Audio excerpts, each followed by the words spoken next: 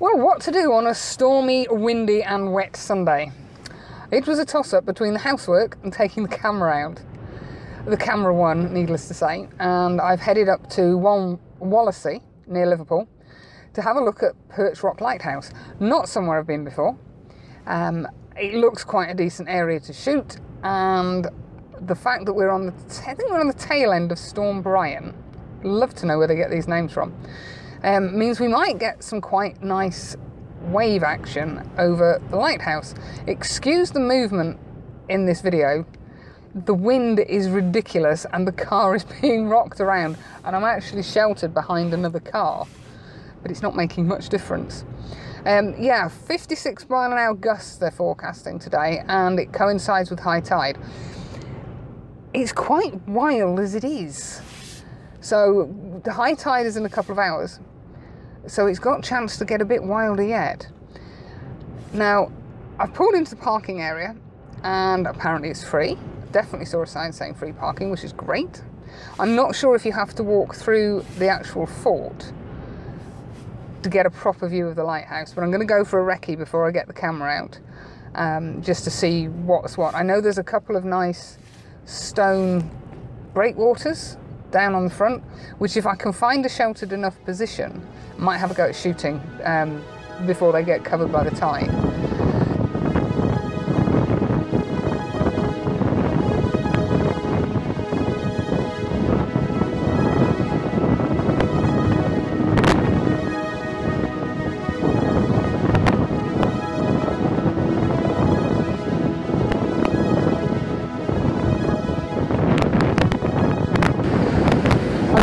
Shelter behind a bit of a seawall. We're about an hour away from high tide. You can barely stand up out there. There's photographers taking shelter against a wall. The waves are lapping up quite big and it's getting quite stormy, but apparently it needs to be 70 mile an hour winds to really feel the full effect. There is absolutely no chance of me talking while I'm taking photographs. But I've been doing handheld with the 70-200, no filters. I was too scared to put the filters on in case the wind whips them off. I've been using f8 to f10 and shutter speeds anywhere from 500 to 1000. I'd started off with the ISO at 500 or 600, and I've dropped it back down now because the sun's actually breaking through the clouds. I've dropped it back down to 200 just to make sure I've got enough shutter speed to capture the waves, whereas normally I really like smooth water. The idea with this shoot is to capture the power of the waves, so you really want to capture the full speed of it. So that's why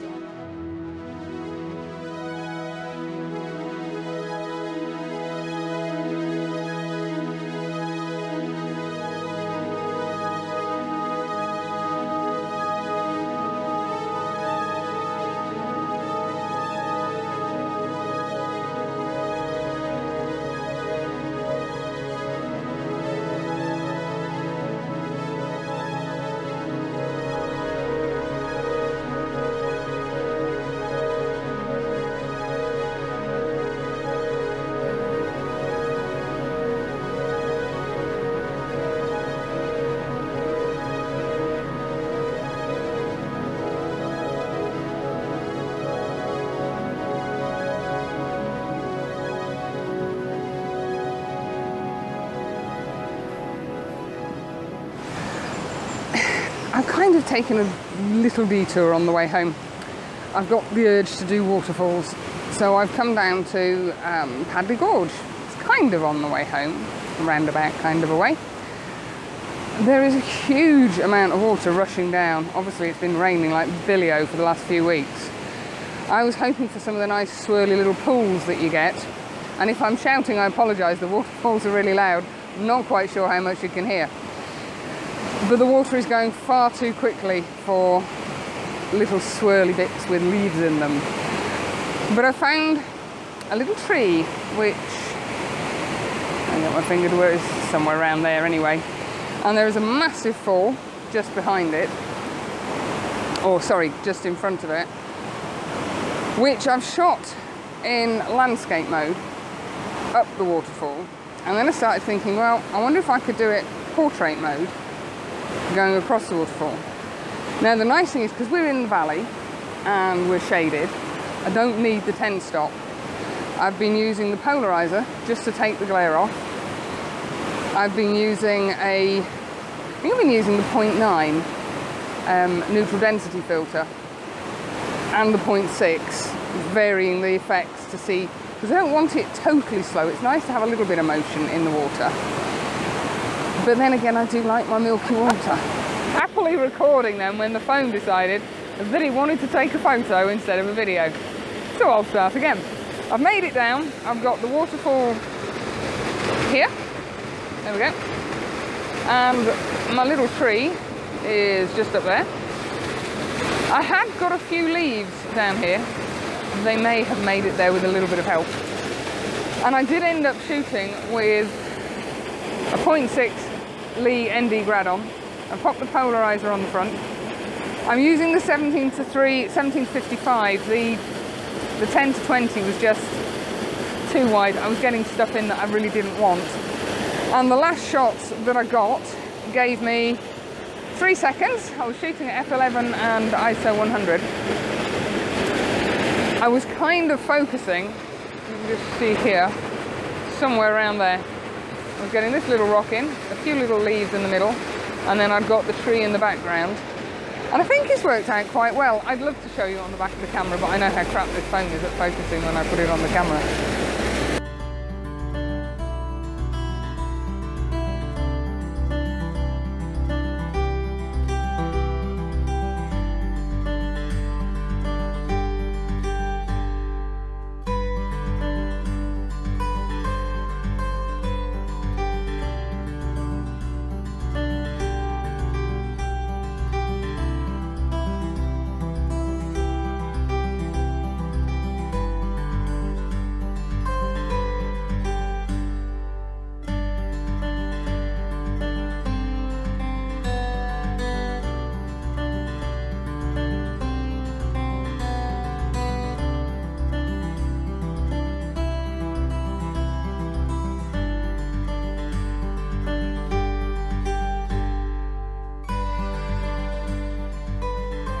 Shout.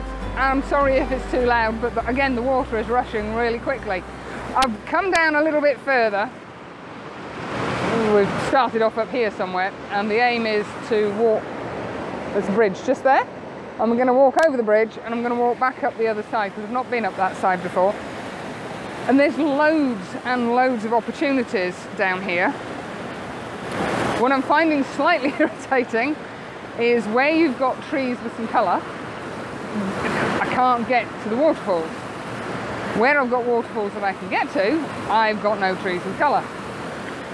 But as I came down looking to go over the bridge, I spotted this little place, and you've got a rather nice view back up the cascade of waterfalls.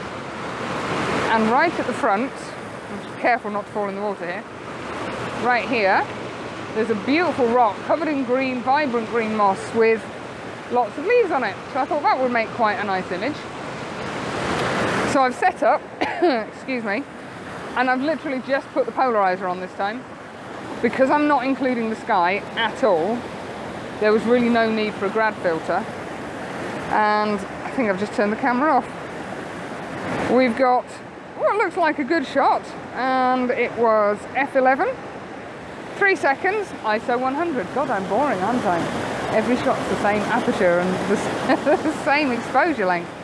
But it's just enough to get a little bit of movement in the water without smoothing it completely, and still bring out the greens, because there's lots of dark areas down here. The rocks are quite dark, although the green is quite vivid. So I'm done here. I'm going to wander back up the other side. Thanks for the subscriptions. It's fabulous. I've no idea why you're subscribing, but it's absolutely awesome that you like listening to my waffling. And thanks for the comments, some cracking comments. You obviously get something out of this, and if it inspires you to get out, God, that sounds really big-headed, out and about and explore, brilliant. That's absolutely fantastic. But thanks for your support, everybody. Much appreciated. And I'll see you again soon. Bye for now.